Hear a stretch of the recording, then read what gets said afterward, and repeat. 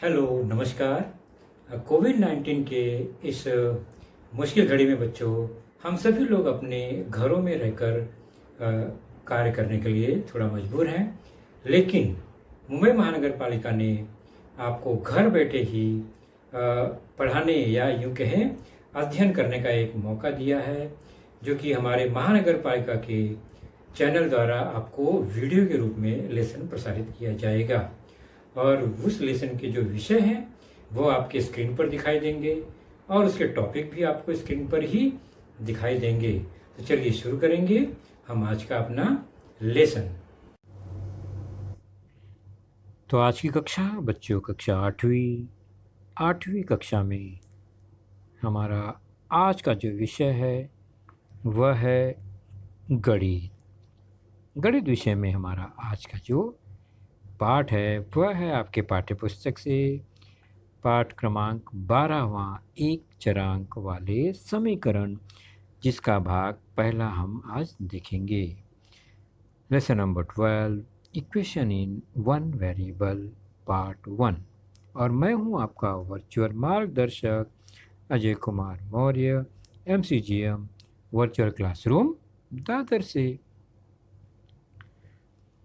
तो कुछ याद करते हैं पहले, क्योंकि कक्षा 7वीं तक हमने जो कुछ सीखा है समीकरण के संदर्भ में उसको हम देखें मैजिक राशियों के संदर्भ में। तो यह एक चरांक x, उसमें एक पद 6 जोड़ दिया गया तो ये एक पद बन गया। और वह अगर किसी संख्या के बराबर तुलना कर दिया जाए तो यहाँ पर दो पक्ष बन गया, समानता असमानता, चाहे बराबर हो चाहे छोटा बड़ा हो, इस चिन्ह से दो पक्ष बन जाते हैं। तो यह बन जाता है समीकरण। तो समीकरण जो है ये बराबर या छोटे बड़े के चिन्ह से पता चल जाता है और इस चिन्ह के कारण दो भाग बनते हैं। समीकरण के चिन्ह के लेफ्ट में एक पद होता है, राइट में एक पद होता है, मतलब वह दो पक्ष कहलाते हैं। तो इसे कहते हैं समीकरण जिसमें दो पक्ष हों। हर समीकरण में दो पक्ष होते हैं, यह बहुत इंपॉर्टेंट बात है। चाहे दूसरा पक्ष 0 ही क्यों ना हो, लेकिन होते जरूर हैं। अब उदाहरण के तौर पर x धन 6 बराबर 10, यह एक समीकरण है जिसमें दो पक्ष हैं। उसी प्रकार m ऋण 10 बराबर 30, यहाँ भी दो पक्ष हैं। चरांक अलग अलग हो सकते हैं, एक में x है एक में m है ना। अगला देखते हैं 3x बराबर 10, यहाँ भी पद एक पद ही है दोनों, लेकिन बराबर का चिन्ह है, मतलब दो पक्ष यहाँ भी है। तो यह भी एक समीकरण ही हुआ। चरांक x था और नया चौथा जो है चरांक y है, उसको लेकर भी हम यहाँ देख रहे हैं। तो दो पद बने हैं और समीकरण भी है, क्योंकि दो पक्ष दिखाई दे रहे हैं बराबर चिन्ह के कारण।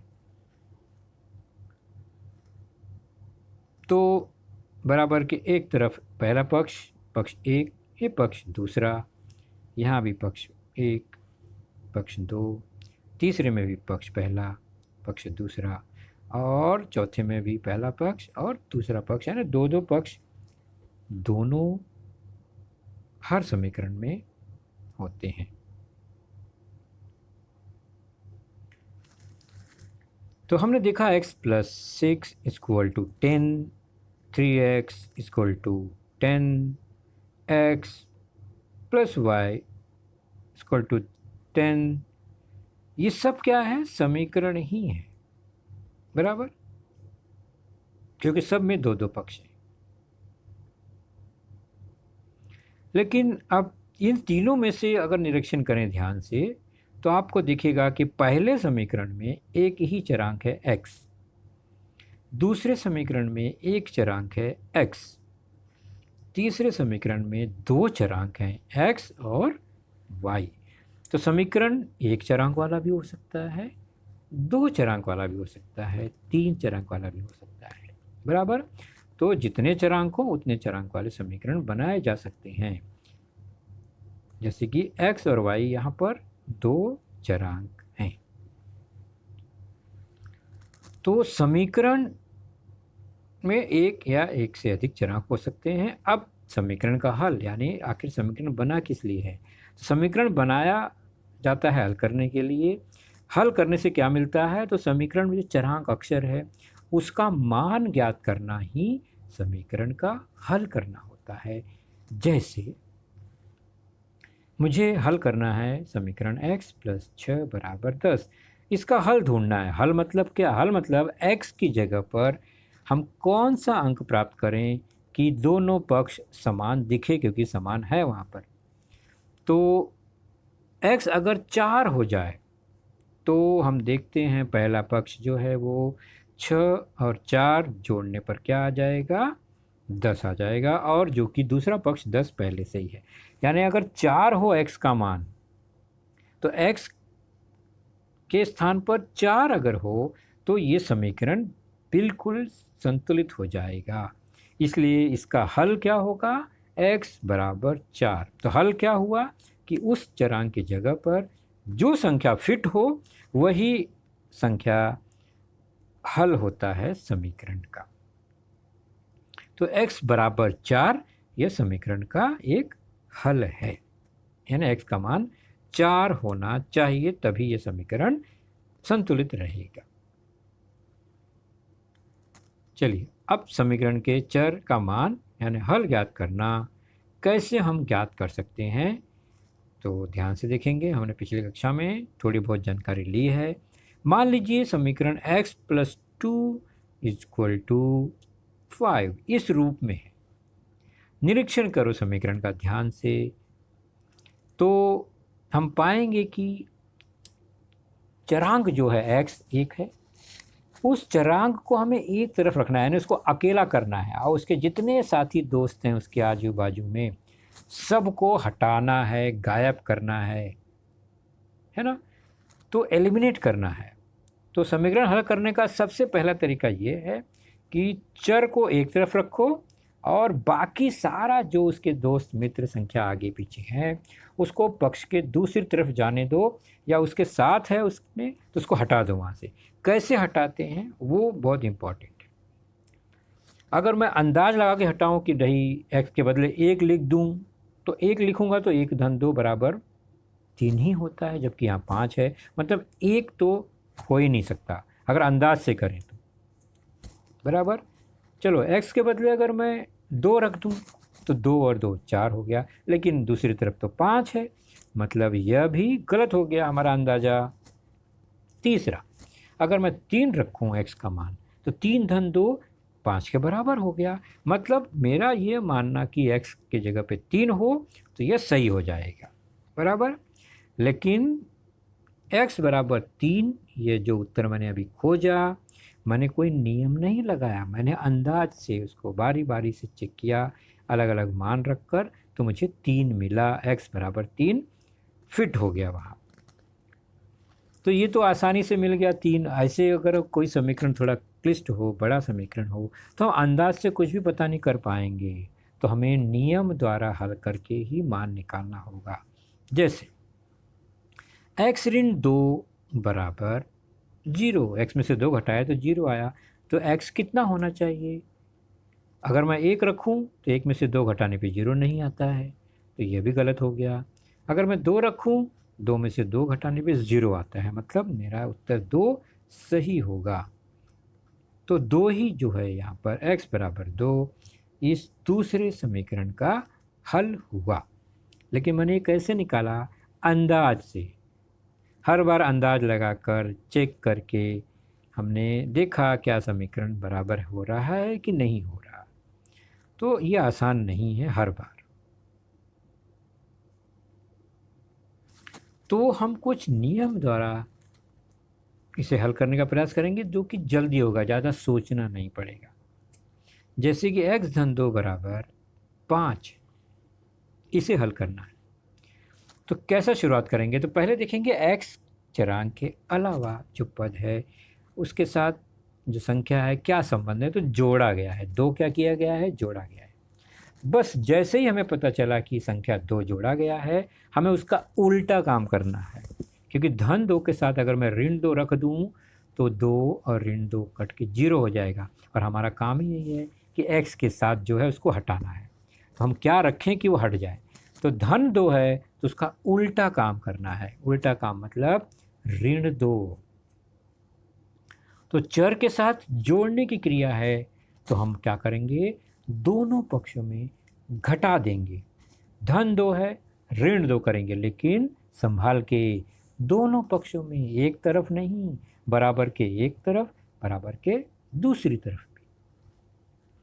तो हम x धन 2 बराबर 5 में अब समीकरण को हल करने के लिए धन 2 हमारा दुश्मन है, x को अलग करना है, तो धन 2 के बदले हमें ऋण 2 उसके साथ लिखना होगा, यानी 2 घटाना होगा। तो मैं धन 2 के बगल में ऋण 2 लिख दूंगा, तो मुझे दोनों पक्षों में यही काम करना होगा ना। तो 5 के साथ भी ऋण 2 करूंगा, दोनों तरफ एक ही काम करना होगा। अब मेरा काम आसान हो गया। मैंने चर को देखा x, धन 2 और ऋण 2 0 के बराबर हो गया, और दूसरी तरफ 5 ऋण 2 घट के कितना हो गया, 3। अब x धन 0 मतलब केवल x बचेगा, x में 0 जोड़ने पर x ही आएगा, बराबर 3। हमें हल मिल गया ना, x बराबर 3। यही समीकरण का हल हुआ। मैंने अंदाज नहीं लगाया कि 1 रखूं, फिर 2 रखूं, फिर 3 रखूं, कुछ नहीं। मैंने देखा कि धन जो 2 है, मतलब मैं उसका उल्टा काम करूंगा, दोनों तरफ ऋण 2 किया मैंने, और इस तरह से समीकरण हल करेंगे। तो जोड़ की क्रिया थी, इसलिए मैंने घटाने की क्रिया दोनों पक्षों में कर दी। लेकिन हर बार जोड़ की क्रिया तो होगी नहीं। मान लीजिए उदाहरण इस तरह से है, x ऋण 2 बराबर 5। तो पहला काम x के साथ कौन है, ऋण 2 है। मतलब हमारा काम आसान हुआ कि अगर घटाने की क्रिया है तो हमें उसका उल्टा काम, मतलब जोड़ने की क्रिया करेंगे। तो ऋण 2 है तो धन 2 जोड़ेंगे। तो समीकरण है हमारा x ऋण 2 बराबर 5। अब क्या करेंगे, ऋण 2 को हटाने के लिए धन 2 लिखेंगे उसके बगल में, और फिर दोनों तरफ वही करना होगा। हम एक को संतुष्ट नहीं, हमें दोनों तरफ वही काम करना होगा ताकि समीकरण का दोनों पलड़ा बराबर रहे। अब क्या मिला, अब ऋण 2 और धन 2 अलग अलग हैं, चिन्ह उनके, तो वो कट के 0 हो जाएंगे, यानी घटकर 0 हो गया। और 5 और 2 जुड़ गए, 7 हो गया। तो x धन 0 x हो गया बराबर 7। तो x का मान क्या आ गया, 7। तो समीकरण का हल हो गया, x बराबर 7। मिल गया ना उत्तर। हमने कोई अंदाज़ा नहीं लगाया, केवल हमने देखा कि समीकरण में चरांक के साथ जो संख्या है, पद है, वो घटाने की क्रिया के साथ है। हमने उसका उल्टा काम किया, जोड़ की क्रिया की, और समीकरण को हल किया। तो घटाना है तो जोड़ कर देंगे, जोड़ है तो घटाना। क्या जोड़ घटाने के अलावा भी कुछ हो सकता है? बिल्कुल, गुणा की क्रिया भी हो सकती है कि चरांक के साथ गुणा हो। x गुणे 2 बराबर 6, यह एक समीकरण है। अगर गुणा की क्रिया है तो क्या करेंगे बताओ, गुणा की विपरीत क्रिया भाग। भाग मतलब बटे के रूप में। यदि चर के साथ गुणन की क्रिया हो तो दोनों पक्षों में भाग की क्रिया करेंगे। बहुत अच्छा। तो गुणे 2 है बराबर 6, तो हमें भाग 2 करना होगा दोनों पक्षों में।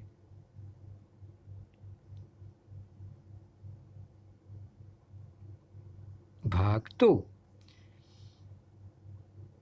अब हम अगर देखते हैं तो 2 से 2 भाग देने पर 1 आ जाएगा, यानी x गुणे 1, और 6 में 2 से भाग देंगे तो 3 आ जाएगा। इधर x गुणे 1 हो गया और वहाँ पर 3 आ गया दूसरे पक्ष में।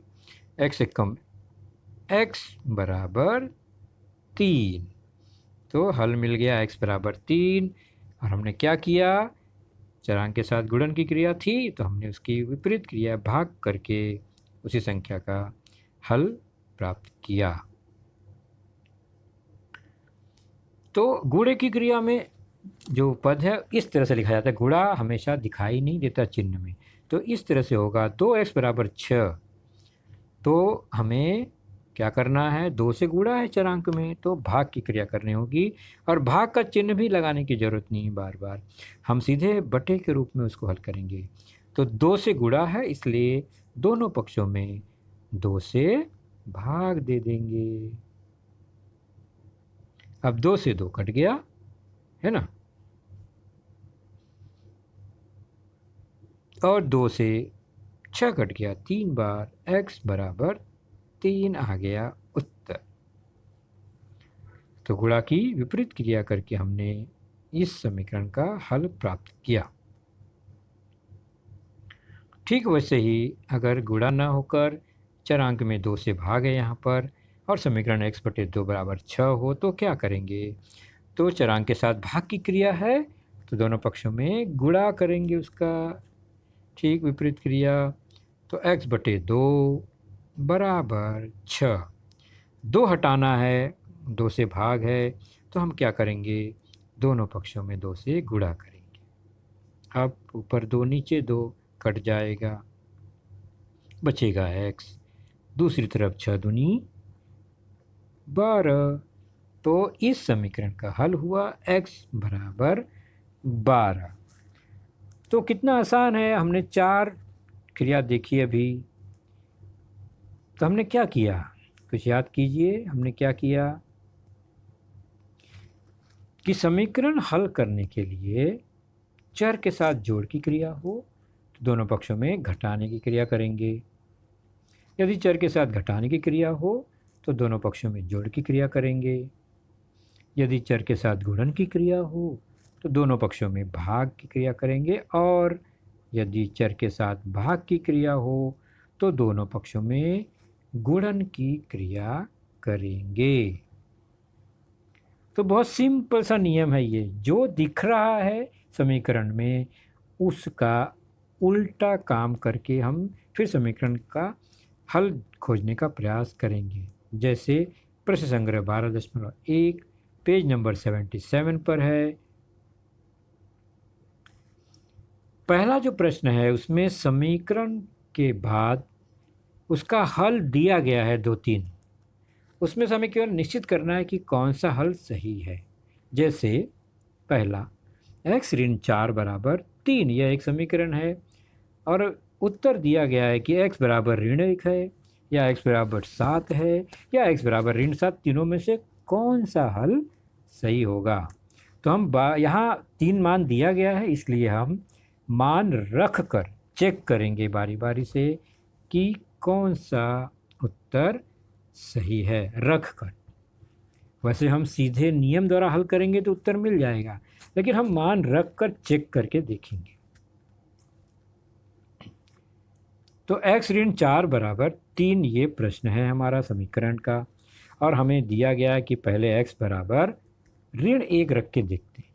चलिए, तो जहाँ x है वहाँ ऋण 1 रखा, समीकरण क्या बनेगा, ऋण 1 ऋण 4 बराबर 3। क्या दोनों पक्ष देखते हैं, ऋण 1 ऋण 4 हो गया ऋण 5, और दूसरा पक्ष क्या है 3। क्या ये बराबर हैं, नहीं, ये तो बराबर नहीं दिख रहे हैं। तो ऋण 5 और 3 बराबर बिल्कुल नहीं है, और अगर बराबर नहीं है तो फिर x बराबर ऋण 1 रखने पर समीकरण का हल या संतुष्टि नहीं मिलती है, इसलिए x बराबर ऋण 1 समीकरण का हल नहीं है। बराबर, तब क्या होगा,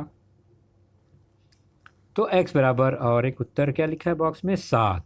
चलिए x बराबर 7 रख कर देखते हैं इस समीकरण में। तो x की जगह पे 7 रखा, बन गया समीकरण 7 ऋण 4 बराबर 3। चेक कीजिए, 7 में से 4 घटाया 3 आया, और दूसरा पक्ष भी 3 है, मतलब यहाँ पर ये समान है क्या, बिल्कुल ये तो समान है। इसका मतलब x बराबर 7 यह समीकरण का हल है। तो हमने मान रखकर चेक कर लिया। इसी प्रकार उसमें तीसरा मान था ऋण 7, x बराबर ऋण 7 रख कर देखते हैं तो x की जगह पे ऋण 7, फिर ऋण 4 बराबर 3, अंतिम बन गया मान ऋण 11 बराबर 3 है क्या? नहीं, ऋण 11 बराबर 3 नहीं है, इसलिए x बराबर ऋण 7 भी इसका हल नहीं है। ये हमें निष्कर्ष पर पहुँचे। तो आप बाकी हल भी इसी तरह से ज्ञात कर लेंगे जहाँ पर इस तरह से आएगा। तो चलिए अब हल करना है प्रश्न क्रमांक दूसरे में कि निम्नलिखित समीकरण का हल ज्ञात करना है। तो हम 4 नियम देखे थे ना उल्टा कृति करने का। 17p ऋण 2 बराबर 49। 17 चरांक के साथ p है जो उसके साथ 17 गुणा हुआ है पहले, फिर दूसरा पद 2 उसको घटाया गया है बराबर 49। तो सबसे पहले जो गुणा वाला यानी p के साथ जो चिपका हुआ है उसको छोड़कर जो अलग है उसको हटाएंगे। तो चर के साथ घटाने की क्रिया हुई है, ऋण 2 है तो हम धन 2 करके पहला काम शुरू करेंगे। 17p वैसे ही रखेंगे, ऋण 2 धन 2 कर दिया हमने उसका उल्टा काम। तो दूसरी तरफ भी 49 धन 2 करेंगे, दोनों तरफ वही काम हमने सीखा है। तो हमने क्या किया, दोनों पक्षों में 2 जोड़ दिया। क्यों 2 जोड़ा? क्योंकि वहाँ ऋण 2 है तो हमने उसका उल्टा काम किया। चलिए अब इसको हम देखते हैं तो हमें मिला सरल रूप 17p ऋण 2 धन 2 कट के 0 हो गया और 49 धन 2 मिलके 51 हो गया। तो हमने वो भी लिख दिया। तो 17p बराबर 51 हमें मिला, यह एक नया समीकरण मिला। यानी यहाँ हमें डबल डबल काम करना है। अब p तो अकेला अभी भी नहीं है, 17 उसके साथ गुणा है, तो उस गुणा को हटाने के लिए 17 से क्या करना होगा? यदि चर के साथ गुणा की क्रिया हो तो दोनों पक्षों में भाग की क्रिया करेंगे। तो 17p से गुणा है 17 का p से, तो 17 से भाग दोनों पक्षों में, 17 से 17 कट जाएगा। तो हमने लिखा दोनों पक्षों में 17 से भाग दिया। हमने जो काम किया उसको नोट कर दिया वहाँ पर। 17 से 17 कट गया, 17 से 51 अगर हम भाग देखते हैं तो 3 बार 17 तियाँ 51। तो हमें अंतिम हल मिला p बराबर 3। तो p बराबर 3 हमारे पहले समीकरण का हल मिला हमें। दूसरा उदाहरण का हम देख रहे हैं प्रश्न चौथा, कोष्टक के रूप में लिखा गया। ध्यान से देखिए, 5 फिर x ऋण 3 फिर 3 कोष्टक में x धन 2। तो समीकरण बड़ा दिख रहा है लेकिन हमें कोई टेंशन लेना नहीं है। कोष्टक को पहले तोड़ने का काम करेंगे, यानी लेफ्ट में भी कोष्टक है, कोष्टक के बाहर 5 है, 5 से गुणा कर देंगे। राइट में कोष्टक है, उसके बाहर 3 है, 3 से गुणा कर देंगे। तो कोष्टक में 5 से x में गुणा 5x, फिर 5 में 3 से गुणा ऋण 15। दूसरी तरफ 3 में x का गुणा 3x, 3 में 2 का गुणा 6, 3 दूनी 6। तो ये समीकरण इस रूप में आ गया, कोष्टक टूट गया। उसके बाद सजाती भाई बंधु को एक तरफ, मतलब चरांकों को एक तरफ और बाकी संख्या को दूसरी तरफ रखने का प्रयास करेंगे। तो 5x एक तरफ है, ऋण 15 बराबर 3x को पक्षांतर कर दिया। 3x राइट साइड में था, हमने उसको बदल के लेफ्ट में ले आए तो वह ऋण 3 हो गया। और दूसरी तरफ 3x + 6 है, तो दोनों तरफ हमने ऋण 3 कर दिया। कहने का मतलब क्या है कि राइट साइड में 3x है, उसको हटाना है, उसको गायब करना है। उसको गायब करना है तो वहाँ से 3x घटाएंगे, तो दोनों तरफ 3x घटाएंगे। तो हमने दोनों पक्षों में 3x घटाया। तो यहाँ 3x जोड़ने पर नहीं होगा, 3x घटाने पर। यह गलत लिखा है, इसको ध्यान रखेंगे, गलत कृति है। 3x घटाया हमने। चलो घटा के देखते हैं। तो 5x ऋण 3x एक तरफ बगल बगल में सजाती पद, 15 बगल में लिख दिया हमने, चरांकों को एक साथ कर दिया। और यहाँ पर देखते हैं तो 3x और ऋण 3x कट के 0 हो गया। बचेगा 6। तो काम वही कर रहे हैं जो हमने सीखा है, केवल समीकरण को धीरे धीरे लंबाई छोटा करते जाएंगे। अब हमें क्या मिला, 5x में से 3x घट गया 2x, ऋण 15 बराबर 6। यह हो गया छोटा समीकरण। अब 2x के साथ 15 का घटाना है, तो हम क्या करेंगे, कौन सी कृति करेंगे, ऋण 15 है तो क्या करेंगे, याद आया, धन 15, दोनों पक्षों में 15 जोड़ेंगे। दोनों पक्षों में 15 जोड़ने पर क्या मिलेगा, 2x, 15 15 कट गया, बराबर 15 और 6 21 आ गया। तो हमें मिला 2x बराबर 21। अभी भी x अकेला नहीं है, x का मान नहीं मिलेगा, तो हम क्या करेंगे, x के साथ 2 का गुणा हुआ है, तो हम अब क्या करेंगे, 2 से भाग देंगे दोनों पक्षों में। 2 से 2 कट गया, यहाँ तो कट ही नहीं रहा है, तो छोड़ देंगे, ऐसे ही संक्षिप्त रूप नहीं होगा।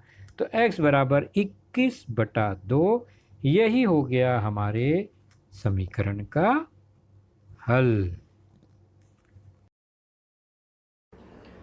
तो बच्चों, आपने देखा आज का लेसन, उसके प्रमुख मुद्दों को ध्यान से बार बार दोबारा देखकर समझने का प्रयास कीजिए, क्योंकि एक बार देखने पर किसी को भी वो पूरा मुद्दा समझ में नहीं आता।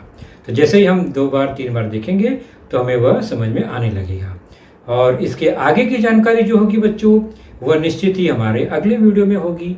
तो उस वीडियो को देखने के लिए, उसकी सूचना प्राप्त करने के लिए जो नीचे सब्सक्राइब का बटन होता है उसे ज़रूर प्रेस कीजिए और नोटिफिकेशन ऑन रखिए, ताकि जैसे ही हमारा लेसन चैनल पर डाला जाएगा आपको वह तुरंत प्राप्त होगा। तो अपना ख्याल रखिए, सुरक्षित रहिए। Thank you.